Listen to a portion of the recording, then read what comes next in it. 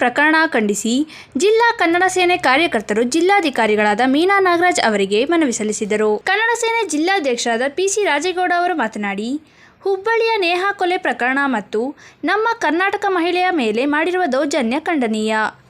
ಕೊಲೆ ಮಾಡಿರುವ ಈ ವ್ಯಕ್ತಿಯನ್ನು ಯಾವ ಜಾತಿ ಜನಾಂಗ ಎಂದು ನೋಡದೆ ಕೂಡಲೇ ಎನ್ಕೌಂಟರ್ ಮಾಡುವ ಮೂಲಕ ಕಾನೂನನ್ನು ತಂದು ಅವನನ್ನು ಕೂಡಲೇ ಬಂಧಿಸಬೇಕಾಗಿ ಒತ್ತಾಯಿಸಿದ್ದಾರೆ.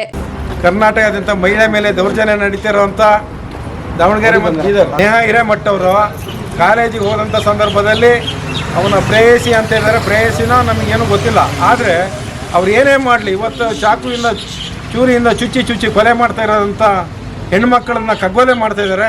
ಇದ್ರ ಬಗ್ಗೆ ರಾಜ್ಯ ಸರ್ಕಾರ ನಿಜವಾಗ್ಲೂ ಕಣ್ಮುಚ್ಕೊಂಡು ಕೂತಿದೆ. ಯಾಕೆಂತಂದರೆ ಪೊಲೀಸ್ ಒಂದು ಕಾನೂನು ಸುವ್ಯವಸ್ಥೆ ಸರಿ ಇಲ್ಲ ಅಂದರೆ ಯಾರು ಬೇಕಾದ್ರೆ ಏನು ಬೇಕಾದ್ರೂ ಮಾಡ್ತಾರೆ. ಅವರು ಕೊಲೆ ಮಾಡೋಂಥ ಅಷ್ಟೊಂದು ನೀಚ ಕೃತ್ಯಕ್ಕೆ ಇಳಿಬಾರ್ದು. ಆದರೆ ಏನು ಕಾನೂನಂತೆ ಅವ್ನು ಬಿಡ್ಬೋದಿತ್ತು.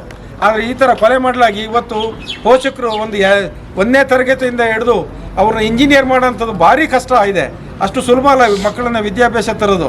ಅಂಥದ್ರಲ್ಲಿ ಇವರು ಬೇಕಾಬಿಟ್ಟು ಈ ಕೋಳಿ ಕುಯ್ತೀವಲ್ಲ, ಕೋಳಿ ಕುರಿ ಕುಯ್ದಂಗೆ ಹೆಣ್ಮಕ್ಳನ್ನೆಲ್ಲ ಆ ಥರ ಕುಯ್ತಾ ಹೋದರೆ ಒಂದೊಂದು ಹೆಣ್ಮಕ್ಳನ್ನ ಸಾಕಿ ಅವ್ರ ತಂದೆ ತಾಯಿ ನಮ್ಗೆ ಆಧಾರ ಕಂಬ ಅಂತೇಳಿ ಬೆಳೆಸಿರ್ತಾರೆ.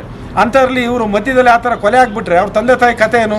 ಈಗಾಗಲೇ ಕಾಲೇಜಿಗೆ ಹೋಗೋಂಥ ಹೆಣ್ಮಕ್ಳು ಎಷ್ಟೋ ಜನ ಭಯಭೀತರಾಗಿ ಈಗಾಗಲೇ ನಮಗೆಲ್ಲ ಫೋನ್ ಮುಖಾಂತರ ಹೇಳ್ತಾ ಇದ್ದಾರೆ, ನಾವು ಯಾಕೆ ಕಾಲೇಜಿಗೆ ಕಳಿಸೋದು, ಸರ್ಕಾರ ಯಾಕೆ ಈ ರೀತಿ ಮಾಡ್ತಾಯಿದೆ, ನಾವು ಓಟ್ ಹಾಕಿದ ತಪ್ಪಿಗೆ ನಮ್ಮ ಹೆಣ್ಮಕ್ಳ ಮೇಲೆ ದೌರ್ಜನ್ಯಕ್ಕೆ ಸಹಾಯ ಅಂತ ಕೊಲೆಗಿಡಕ್ಕೆ ಸರ್ಕಾರ ಆಗ್ತಾ ಇದೆಯಲ್ಲ ಅಂತ. ಅದೇ ಕೂಡಲೇ ಹೇಳ್ತಾ ಇದ್ದೀನಿ. ಆದರೆ ಇವರು ಒಂದು ಸಂವಿಧಾನ, ಬಾಬಾ ಸಾಹೇಬ್ ಅಂಬೇಡ್ಕರ್ ಬರೆದಂಥ ಸಂವಿಧಾನಕ್ಕೆ ಬೆಲೆ ಇಲ್ಲ ಅಂತ ಆಗ್ತಾಯಿದೆ. ಯಾಕೆಂತಂದರೆ ಅದ್ರಾಗೆ ಯಾರೇ ತಪ್ಪು ಮಾಡಿದ್ರು, ಎಂಥ ದೊಡ್ಡ ಮನುಷ್ಯ ಇರಲಿ, ಅವ್ನು ಯಾವುದೇ ಜಾತಿ ಸೀಮಿತವಾಗಿರಲಿ ಅಂತನ್ನ ಕೂಡಲೇ ಬಂದ್ ಮಾಡಬೇಕು. ಬಂದ್ ಮಾಡೋದ್ರ ಜೊತೆಗೆ ಎನ್ಕೌಂಟರ್ ಮಾಡಬೇಕು. ಈ ಕೊಲೆ ಈ ಥರ ಆಗ್ತಾ ಇದ್ದರೆ ಹೆಣ್ಮಕ್ಳು ಶಾಲೆಗೆ ಹೋಗೋದಾಗಲಿ, ಕಾಲೇಜಿಗೆ ಹೋಗೋದಾಗಲಿ, ಕೆಲ್ಸಕ್ಕೆ ಹೋಗೋದಾಗಲಿ, ಎಲ್ಲಿಗೆ ಹೋಗಿ ಬರೋದಾಗಲಿ ತುಂಬ ಭಯ ಆಗ್ತಾ ಇದೆ. ಎಲ್ಲ ಇಡೀ ನಮ್ಮ ಕರ್ನಾಟಕದಲ್ಲಿ ಹೆಣ್ಮಕ್ಳು ಎಲ್ಲ ಭಯಭೀತರಾಗಿದ್ದಾರೆ. ಈ ರೀತಿ ರೋಡಲ್ಲಿ ಕೊಲೆ ಆಗ್ತಾ ಇದ್ದರೆ ಇದನ್ನು ಯಾವ ರೀತಿ ಹೇಳಬೇಕು ಅಂತ ಅರ್ಥ ಆಗ್ತಾ ಇಲ್ಲ. ಈ ನಮ್ಮ ಡಿಪಾರ್ಟ್ಮೆಂಟರಾಗಲಿ, ನಮ್ಮ ಸರ್ಕಾರ ಆಗಲಿ ಇದನ್ನು ಹದ್ದುಬಸ್ತಿಗೆ ತರಬೇಕು ಅಂತ ನಾವು ಖಂಡಿಸ್ತೀವಿ. ಇವರು ಹದ್ದುಬಸ್ತಿಗೆ ತರದೇ ಹೋದರೆ, ಹಾಗೂ ರಾಜ್ಯ ಸರ್ಕಾರ ಇದ್ರ ಬಗ್ಗೆ ಎಚ್ಚೆತ್ತುಕೊಳ್ಳದೆ ಹೋದರೆ ಮುಂದಿನ ದಿನಗಳಲ್ಲಿ ರಾಜ್ಯಾದ್ಯಂತ ನಾವು ಹೋರಾಟ ಮಾಡಿ ಇದರ ಬಗ್ಗೆ ಹೆಣ್ಮಕ್ಳಿಗೆ ಕೂಡಲೇ ಅವರಿಗೆ ರಕ್ಷಣೆ ಕೊಡಬೇಕು ಅಂತ ನಾವು ಕನ್ನಡ ಸೇನೆಯಿಂದ ಸರ್ಕಾರಕ್ಕೆ ಮನವಿ ಮಾಡ್ತಾ ಇದ್ದೀವಿ. ನಮ್ಮ ಮನೆಗಳಲ್ಲೂ ಒಂದೊಂದು ಹೆಣ್ಮಕ್ಳು ಇರ್ತವೆ. ಯಾವುದೇ ಕಾರಣಕ್ಕೂ ಈ ಥರ ನಡಿಬಾರ್ದು. ಎಲ್ಲೇ ಯಾರ ಮನೆ ಹೆಣ್ಮಕ್ಳಾಗಲಿ, ನಾವು ಒಂದು ಹೆಣ್ಮಕ್ಳು ಈಗ ಒಂದೊಂದು ಹೆಣ್ಮಕ್ಳನ್ನ ಮನೇಲಿ ಇಟ್ಕೊಂಡು ನಾವು ಎಲ್ಲೋಗಿ ಎಲ್ಲಿ ಬರ್ತೀವಿ ಅನ್ನೋದು ಗೊತ್ತಿರಲ್ಲ. ಆ ಗ್ಯಾರಂಟಿ ಮೇಲೆ ಮನೇಲಿ ಬಿಟ್ಟೋಗ್ತೀವಿ. ಈ ಥರ ಆದರೆ ನಾವು ಯಾವ ಥರ ಜೀವನ ಮಾಡೋದು? ಒಂದು ಮಗು ಮನೇಲಿ ಬಿಟ್ಟು ಹೋಗೋಕ್ಕೂ ಕಷ್ಟ, ಹೊರಗಡೆ ಕರ್ಕೊಂಡು ಹೋಗೋಕ್ಕೂ ಕಷ್ಟ. ಆ ಥರ ಆಗಿದೆ.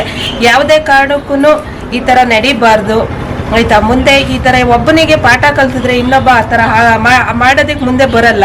ಅವನನ್ನು ಯಾವುದೇ ಕಾರಣಕ್ಕೂ ಬಿಡಬಾರ್ದು. ಫೋಟ್ ಮಾಡಿ ಅವನ್ನ ಬಿಸಾಕ್ಬೇಕು. ಕನ್ನಡ ಸೇನೆ ನಗರ ಆಟೋ ಚಾಲಕರ ಮಾಲೀಕರ ಸಂಘದ ಅಧ್ಯಕ್ಷ ಜಯಪ್ರಕಾಶ್, ಮುಖಂಡರಾದ ಸತೀಶ್, ಪಾಲಾಕ್ಷ, ಭವ್ಯ, ಜಗದೀಶ್, ಪುಷ್ಪ, ಹರೀಶ್, ರೋಷನ್, ಹರಿ, ಶಂಕರ್, ಅನ್ವರ್, ಲಕ್ಷ್ಮಿ, ರಶ್ಮಿತಾ, ಮಂಜುಳಾ, ಆನಂದ್, ರಂಗನಾಥ್ ಉಪಸ್ಥಿತರಿದ್ದರು.